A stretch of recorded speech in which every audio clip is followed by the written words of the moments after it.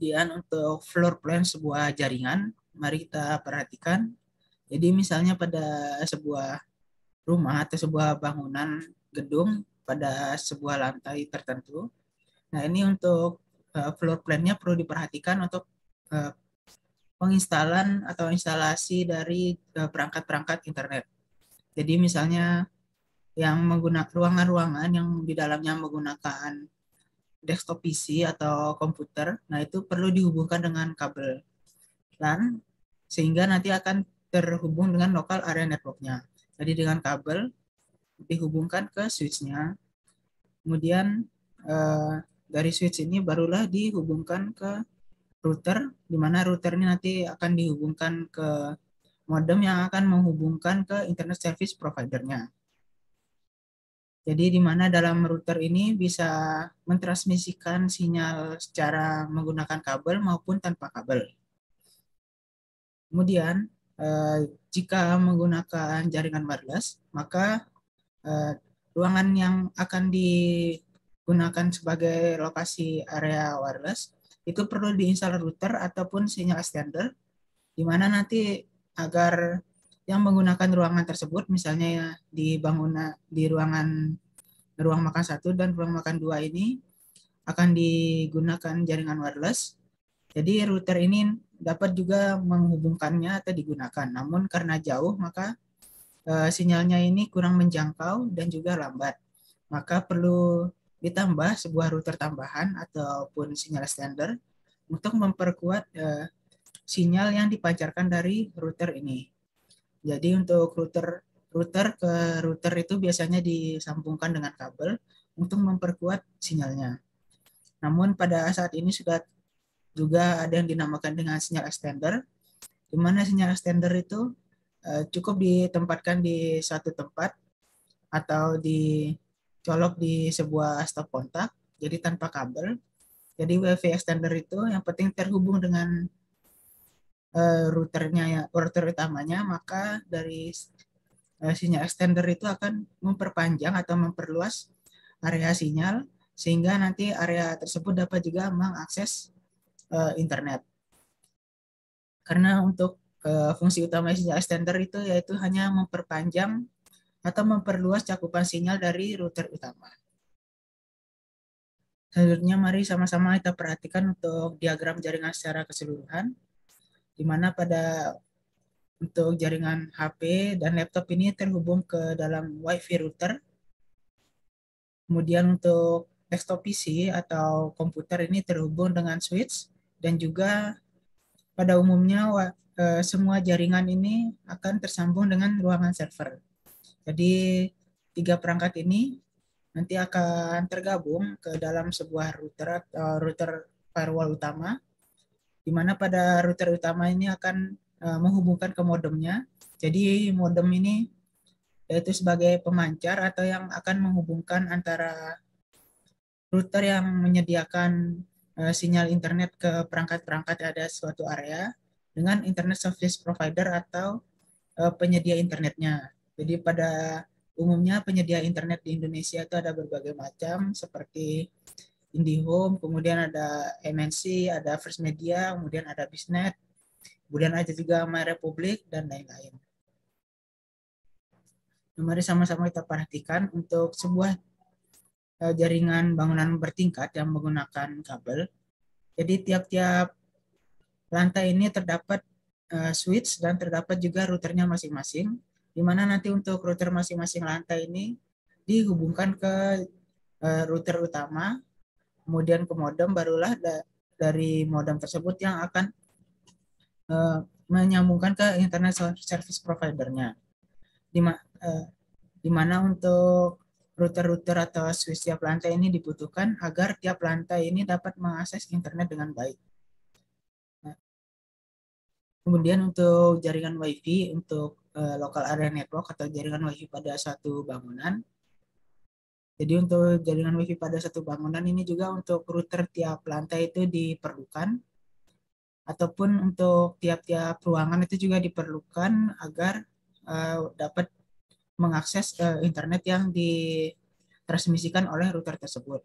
Jadi karena pada saat ini sudah terdapat yang dinamakan dengan sinyal extender, maka untuk router ini cukup diletakkan satu buah saja per lantai. Kemudian jika terdapat beberapa area atau beberapa ruangan yang tidak mampu menjangkau dari sinyal router ini, maka dapat menggunakan sinyal extender tersebut. Kemudian dari router-router ini dihubungkan ke connection point, dan juga nanti ada repeaternya, di mana repeater ini nanti akan memperkuat sinyal juga. Jadi dari repeaternya akan memperkuat sinyal, kemudian dihubungkan ke tower utama atau tower transmisi utama yang akan menghubungkan terhadap internet service provider-nya. Selanjutnya ada yang dinamakan dengan server room, di mana server room ini merupakan suatu jenis ruang yang berisi instalasi komputer server atau tempat perangkat utama komputer servernya ini diletakkan, dan juga untuk perangkat-perangkat lainnya seperti UPS, AC, dan lain-lain. Jadi ruang server ini sangat rentan terhadap temperatur tinggi. Oleh sebab itu, maka perlu diperhatikan suhu pada ruangan server ini, di mana pada suhu pada ruangan server ini dibutuhkan suhu normal, yaitu sekitar 25 derajat Celcius. Hal itu diperlukan karena sistem pendingin yang baik ini dapat menjaga perangkat-perangkat server ini untuk bekerja dengan baik. Karena di server ini merupakan pusat data penting dalam sebuah sistem, karena data-data tersebut mempunyai nilai yang tinggi. Jadi server room ini biasanya terdapat pada sebuah bangunan-bangunan bertingkat, umumnya pada perusahaan, misalnya pada perusahaan startup atau perusahaan-perusahaan yang menyimpan banyak arsip, di mana pada server room ini maka semua data perusahaan yang akan digunakan itu akan tersimpan di server room ini. Jadi pada saat ini, karena sudah memasuki industri 4.0, banyak kantor-kantor yang sudah menggunakan server room. Bahkan kampus juga sudah terdapat server room, di mana nanti pada server room ini terdapat database-database yang dapat diakses. Jadi ada hal-hal yang perlu diperhatikan dalam penempatan ruang server. Misalnya dari lantainya ini, jadi harus tahan api, kemudian dengan ketinggian tertentu agar dapat menyalurkan udara dingin dari bawah, dan juga tidak boleh masuk air dalam server room ini. Kemudian untuk pintu masuk server roomnya ini harus menggunakan tingkat keamanan yang tinggi, bisa menggunakan password, finger scan, ataupun face recognition, dan lain-lain. Kemudian untuk jalan keluar masuknya ini harus dibuat dengan kemiringan tertentu agar dapat memasukkan atau mengeluarkan alat dengan mudah dan nyaman. Kemudian yang diperlukan tadi sistem pendinginnya agar suhunya terjaga. Kemudian indikator suhunya juga perlu dipasang, dan juga fire alarm sistemnya.